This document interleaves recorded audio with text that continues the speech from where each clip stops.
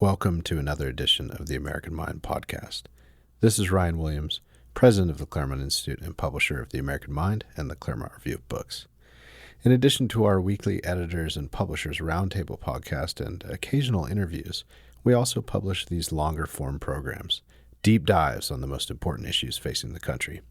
In July of last year, we investigated multiculturalism, identity politics, and political correctness in a special podcast titled Multiculturalism versus America. In April of this year, we investigated what was at the time the leading national campaign on behalf of the ideology of identity politics, the New York Times' 1619 Project. 1619 has since been overtaken by Black Lives Matter, but the two share a common ideology of anti-Americanism. Indeed, when my colleague Charles Kessler wrote an op-ed for the New York Post titled "Call Them the 1619 Riots," the New York Times' Nicole Hannah-Jones responded that, quote, "it would be an honor." Miss Jones is, of course, the creator of and lead journalist for the 1619 Project at the New York Times. In this special edition of The American Mind, we offer an alternative to 1619, Black Lives Matter, and the many left-wing talking points and movements that have been stalking American public life since the late 1960s. The task for patriots, politicians, and for that matter any leader in America, local or national, is to defend the American way of life. Picking up on themes from our previous specials, this means defending the American idea of justice, the equal protection for all of equal natural rights, as well as defending the constitutional, civic, and cultural inheritance given us by great Americans of days past. We now face a domestic crisis of national division rivaling that of the 1850s. And if we're going to avoid the horrible prospect of another civil war, we must devote all of our energies to defending this great country of ours. If you'd like to listen to the two previous specials, you can find them at americanmind.org/american-mind-podcast. Or you can go to the American Mind on your favorite podcast app and scroll to July 2019 for Multiculturalism versus America and April 2020 for the 1619 Project. If you'd like to support the Claremont Institute's work, please go to claremont.org/donate, and don't forget to leave the American Mind a 5-star review on iTunes. As always, thanks for listening.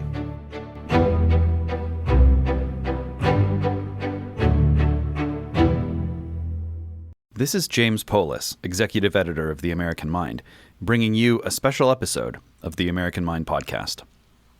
The subject of today's program is the one on every patriotic American's mind: preserving the American way of life.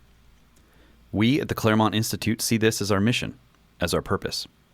For too long, conservatives have been lost in the means to that end. They have been either unable or unwilling to think through clearly, let alone articulate concisely, what the purpose of the country is and what their role ought to be in sustaining it. Yet, this is the whole ballgame.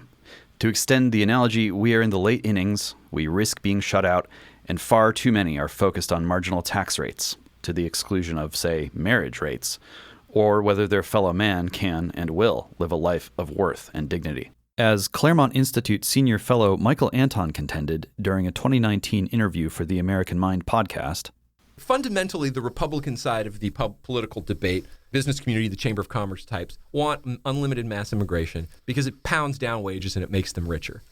I find there's something absolutely anti-citizen-y about that, right? You're not looking out for the good of your fellow, the common good of your entire fellow citizenry. At that point, you're looking out for your private good, and something is not right. The conservatives made the mistake of elevating property above its station as a means to freedom, as a means to the good life, and into an end. It's a famous quote of Aristotle where he says, material goods are equipment. You can't have the good life without them, but once they define the good life, your soul has already started to go wrong and corrode. If we have a tension here between the equal natural right to acquire and a tension between what's best for the good life, we know that it's bad probably for your soul and it's bad for society if acquisition becomes the highest thing and if wealth concentration increases. There's other things we can do rather than brute force law or expropriation to discourage the overemphasis on acquisition and to encourage emphasis on other things and private charity and things like that. And my only point now is that the balance, it seems, in our society has been tipped way in the wrong direction. You know, you use the famous phrase, learn to code. I mean, that's a let them eat cake for our time, isn't it? Far too many are stuck in minutiae and esoteric squabbles, divorced from the reality on the ground, that our political opponents are seeking to cancel us and then cancel the country. The idea of preserving the American way of life should animate not just conservatives, but all who wish to leave to their children and grandchildren a country that resembles the one in which they were privileged to grow up, a country in which they are blessed to raise their families, proud to contribute to their communities, and free to pursue their summum bonum, to live the good life as classically understood. Preserving the American way of life is about protecting faithful Christians and Jews from a state that imposes woke theology at the point of a gun, parents from the overzealous teachers who seek to indoctrinate their children into hating them and their most cherished values and principles, employees from being forced to accept and promote the political and cultural views crammed down their throats by woke CEOs, the everyman from big tech crybullies who seek to blot out any dissenting opinion from Silicon Valley orthodoxy, and any and all peoples under assault from state and civil society institutions seeking to purge them from public life for having the temerity to be Americans as Americans, to live their lives in accordance with our traditions. This is what is at stake today on our ballots, in our boardrooms, across our campuses, and within our institutions. Institutions that are and have been under withering attack for decades, while we have too often stood idly by. In today's special edition podcast, we will elaborate on what we mean by preserving the American way of life, clearly explaining what it is we wish to preserve and how we can and must go about preserving it.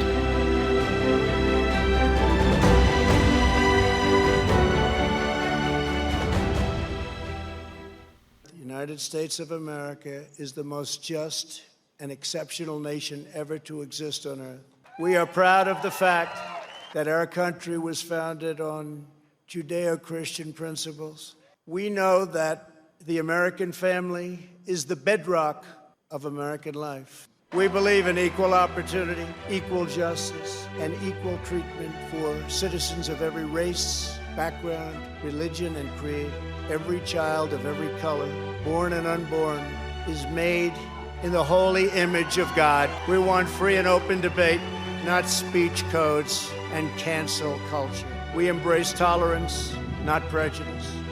We support the courageous men and women of law enforcement.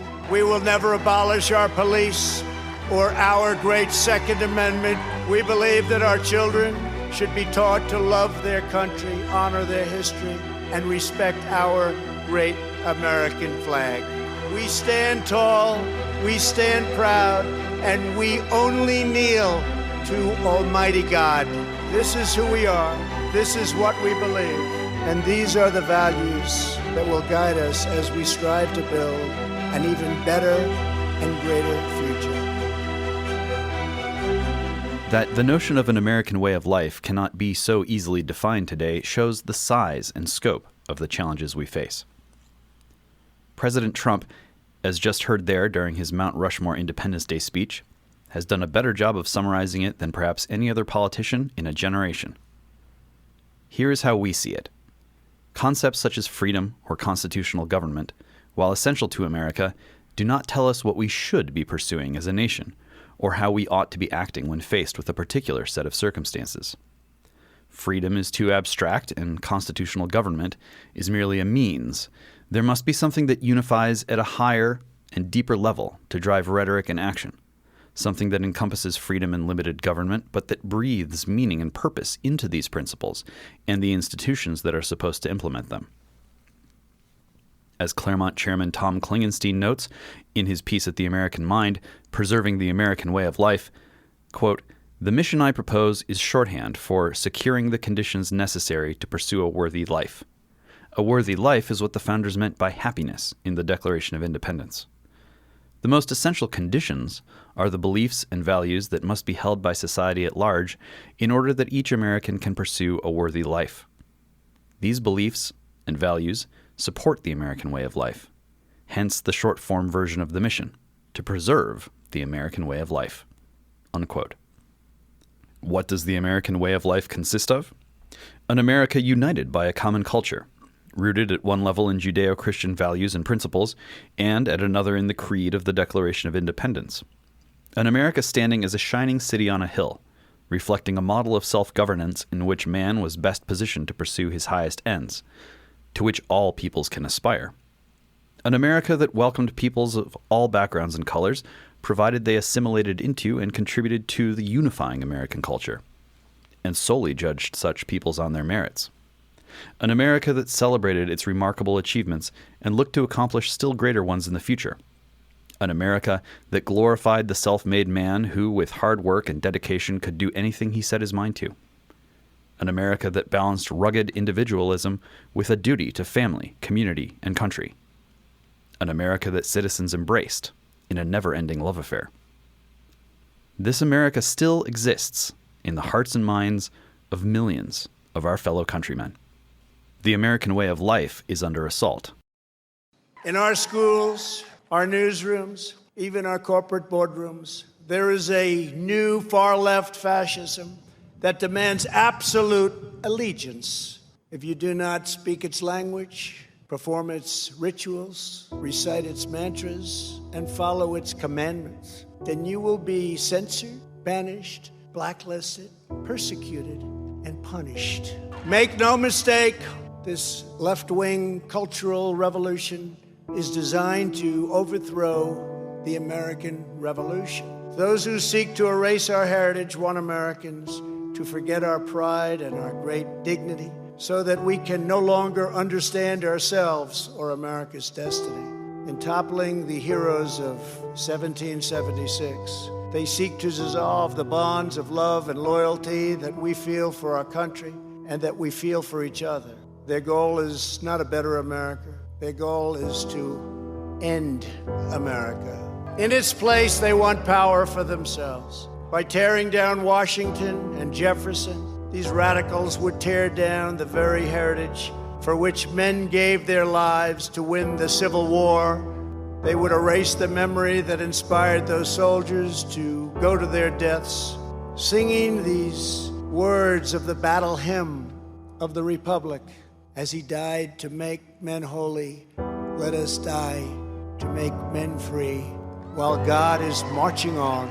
They would tear down the principles that propelled the abolition of slavery, and ultimately around the world, ending an evil institution that had plagued humanity for thousands and thousands of years. Our opponents would tear apart the very documents that Martin Luther King used to express his dream and the ideas that were the foundation of the righteous movement for civil rights. They would tear down the beliefs, culture, and identity that have made America the most vibrant and tolerant society in the history of the earth. If we conceived of our purpose as preserving this, the American way of life, it would become clearer that it is precisely this which is under attack.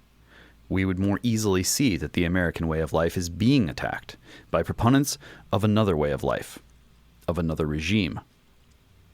By knowing ourselves and knowing our opponents, we would be far better positioned to counter them and to triumph over them. The American way of life stands opposite to the way of life of the woke multiculturalists who practice a politics of identity and enforce it with political correctness. Our vision and theirs cannot coexist. Hence, our prior episode of this podcast on multiculturalism versus America. We are in a regime-level contest, a struggle over what a society aims at, what its purpose is. Differences in purposes cannot be negotiated. We didn't pick this fight, but we are guaranteed to lose if we do not engage. Should multiculturalists triumph over America in their bid to achieve their stated purpose of equal outcomes for everyone in proportion with their identity, they will eviscerate liberty and justice.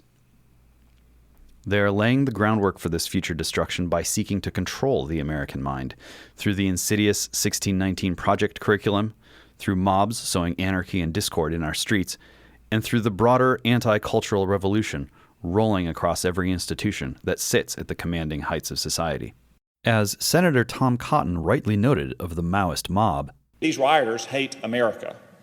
In Portland, where they tore down the statue of Washington, they also spray-painted on him the date 1619, a reference to the New York Times' revisionist anti-American history project. Perhaps we should call them the 1619 riots. After all, the architect of that execrable project said it would be an honor."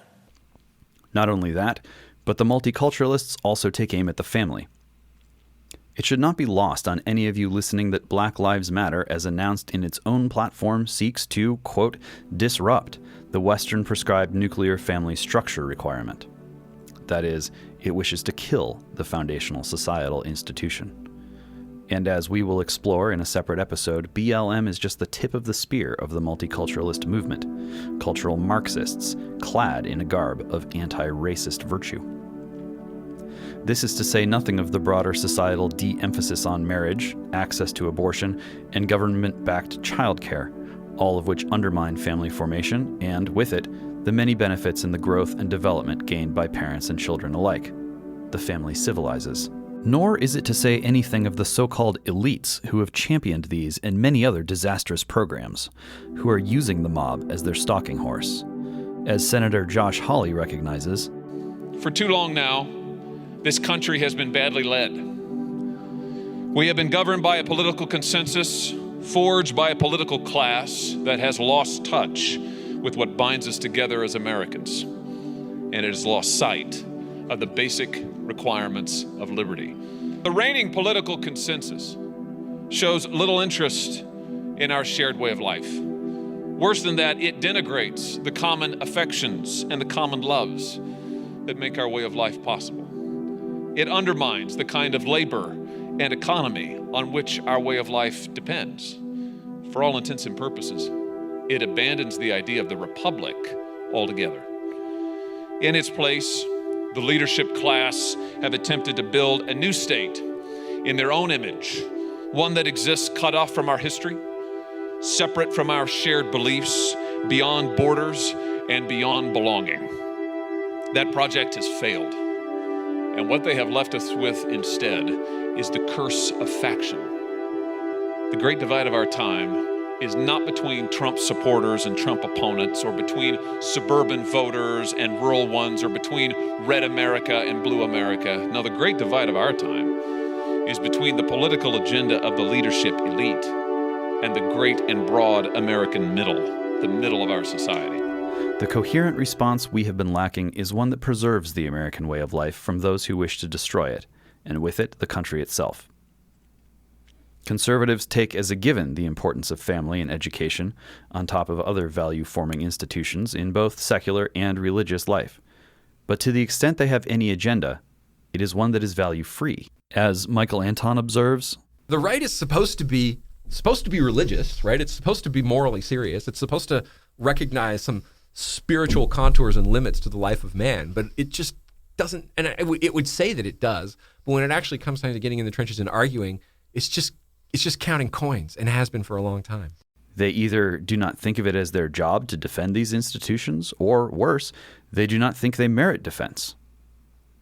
What they are implicitly saying by their lack of action, their dereliction of duty, is that America does not need or deserve defense. Framed in this light, we believe conservatives should rethink how they have been going about using their offices. It is to this rethink which we will now turn. It is time for our politicians to summon the bravery and determination of our American ancestors. It is time. We must protect and preserve our history, our heritage, and our great heroes. Here tonight, before the eyes of our forefathers, Americans declare again, as we did 244 years ago, that we will not be tyrannized, we will not be demeaned, and we will not be intimidated by bad, evil people. We will proclaim the ideals of the Declaration of Independence And we will never surrender the spirit and the courage and the cause of July 4th, 1776. Upon this ground, we will stand firm and unwavering. In the face of lies meant to divide us, demoralize us, and diminish us, we will show that the story of America unites us, inspires us, includes us all, and makes everyone free. We must demand that our children are taught once again to see America as did Reverend Martin Luther King when he said that the founders had signed a promissory note to every future generation. Dr. King saw that the mission of justice required us to fully embrace our founding ideals. That he called on his fellow citizens not to rip down their heritage, but to live up to their heritage. Above all, our children from every community must be taught that to be American is to inherit the spirit of the most adventurous and confident people ever to walk the face of the earth. The woke multiculturalists have been at war with us for decades. Theirs is a war that transcends fights over legislation, Supreme Court decisions, or one economic policy agenda versus another. Those fights are worth having, but they are the noise, not the signal. The signal is the broader war for the institutions that form our culture. Our government, the schools, the media, Hollywood, big tech, woke capital, and beyond, and from which all these other battles stem. If we refuse to engage in this war at the highest level, the level at which ideas are disseminated and acculturated, we are guaranteed to lose. Let us state clearly that we are in a culture war with the woke multiculturalists, and it is existential. We've seen the results of disengagement, from the academy to the administrative state. Time is short, and odds are long if we do not recognize the stakes right now and respond to the aggressors in kind. As Tom Klingenstein has argued, it is our politicians who must lead this fight, by necessity. Consider that all the other opinion-forming institutions have been wholly corrupted. They do not support the American way of life. At best, they are indifferent to it, but the vast majority of these institutions actively seek to destroy it. Conservatives can no longer challenge elite culture from within these institutions because they have virtually no troops on the ground. It is necessary, therefore, for conservatives to fight the culture war on the battlefield of politics. President Trump has shown the way. His critics, who are loud but small, fail to recognize the importance of the fact that in Trump we have a political culture warrior, a, quote, walking, talking rejection of multiculturalism and the postmodern ideas that support it, as Tom Klingenstein says. Trump's assault on political correctness and the progressive political class consisting of either true-believing woke multiculturalists or their cowardly appeasers represents a defense of the American way of life. The so-called resistance to Trump is commensurate with his strength. Imagine if he was joined by even tens of others with his courage and moxie, standing side by side in a war, rather than fighting by Marquess of Queensberry rules or, even worse, serving as a de facto controlled opposition. For conservatives to be able to identify the political adversary and willing to fight him with the same tenacity and vigor with which said adversary fights would represent a marked shift in the battlefield. But they need a mission too, and that mission should rest on tending to the institutions that nurture the foundations of American life: family, religion, education, and community. This should guide their policy prescriptions and their rhetoric. The former is nothing without the latter. If politics is the art of the possible, rhetoric is the paint. Our leaders must build public sentiment in favor of decent laws and moral habits by taking on the woke multiculturalists' narratives in defense of our history, our civilizing institutions, our most basic rights, our traditions, and the goodness and greatness of our country and its people. Some are fully engaged in this battle. Witness Senator Cotton fighting in the realm of education on the 1619 Project in American history. Many founders believed that only with the Union and the Constitution could we put slavery on the path to its ultimate extinction. That's exactly what Lincoln said. The fundamental moral principle of America is right there in the Declaration. All men are created equal.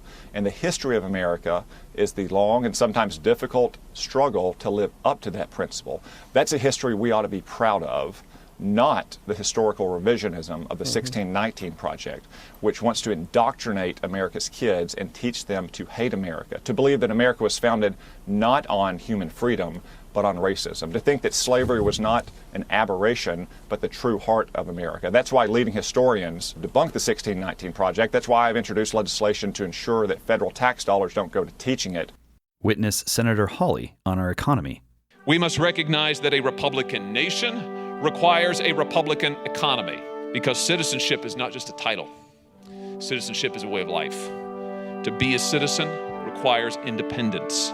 It requires the power to participate in your community, to provide for your family, to make your own decisions. And for those things, our citizens need work. We need new thinking and new policies to bring the work that makes for citizenship to every person in America willing and able to work. That means encouraging capital investment in the great American middle, in our workers, not just in financial assets. That means investing in research and innovation in the heartland of this country, not just in San Francisco and New York. That means challenging the economic concentration that stifles small producers and family enterprise. That means new pathways for skills and job training so Americans can get the tools they need and the respect they deserve without the mountain of debt that the higher education monopoly now imposes. And I propose today new legislation that will work toward that end.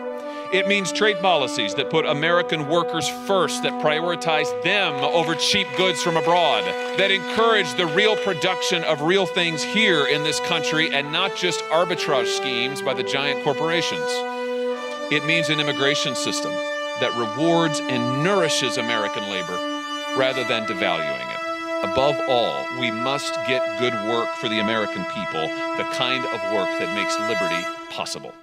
As Senator Hawley notes, an economy that promotes self-government must be complemented by a culture rooted in family, faith, and community. And we must rebuild our sense of shared purpose and belonging, because self-government cannot exist without these either.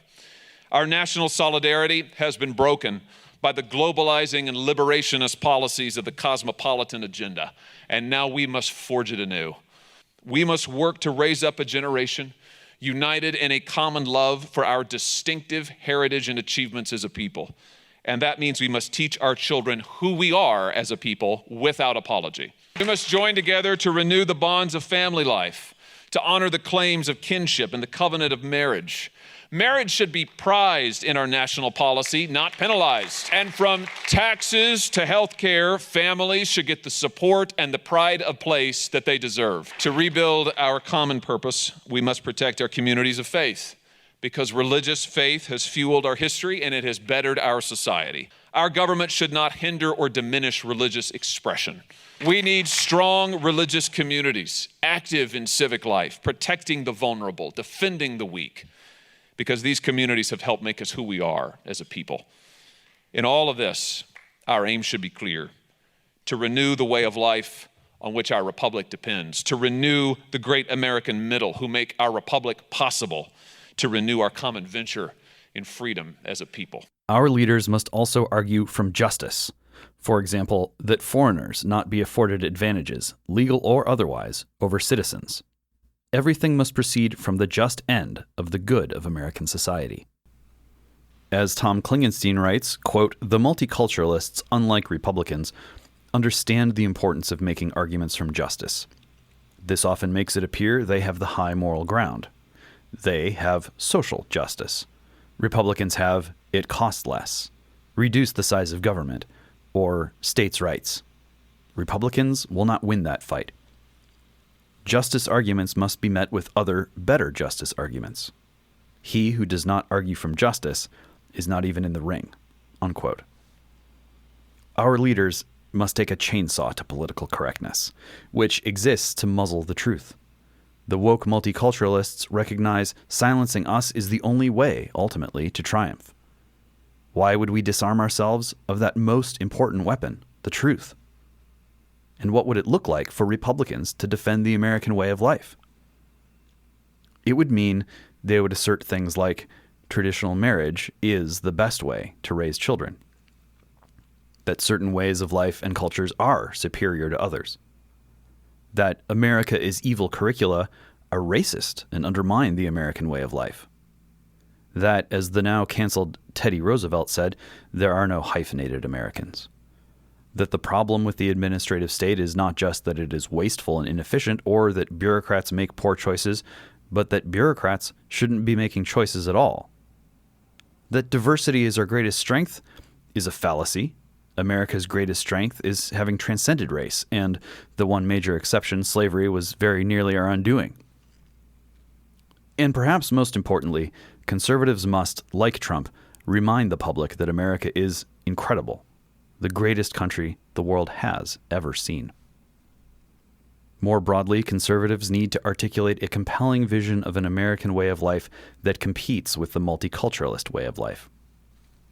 The divide in this country is not between Republicans and Democrats, but between multiculturalists and Americans. By and large, Americans reject multiculturalism, political correctness, the America is evil narrative, pulling down statues, transgenderism, diversity requirements, open borders, drag queen library hour, and many of the other tentacles of multiculturalism. Conservatives ought to make this election a choice between multiculturalism and America. Although the divide in this country turns on multiculturalism, our politics are still fought along party lines. Thus, conservatives must be clear that despite the better judgment and inclinations of many who comprise the loyal opposition, overall, it is being dominated by multiculturalism in the form of an energized, ascendant woke mob, one that has stormed the ramparts and seized power, a mob that is inherently disloyal to the America of our founding. Support for the multiculturalist project ought to be seen and called out explicitly as an endorsement of a statue-toppling, city-destroying woke mob that hates everything about this country, its traditions, and anyone who dares adhere to them. It cannot be overstated just how vital it is to understand, frame, and act accordingly with respect to 2020, given the existential stakes around this choice. President Trump should be thought of as a response to multiculturalism. He stands as a living, breathing rejection of it in defense of the American way of life. He has proved that being overtly anti-multiculturalist can serve as a winning tactic. He has proved that there is still a chance for conservatives to reassert the primacy of American culture. Making multiculturalism the enemy, since it has declared war on those Americans who believe in preserving the American way of life, provides a great opportunity for conservatives. It can reinvigorate the conservative movement, a movement by nature in the business of conserving things. Let us declare today that we will do what we can and what we must to conserve the nation we love, to preserve America and the American way of life.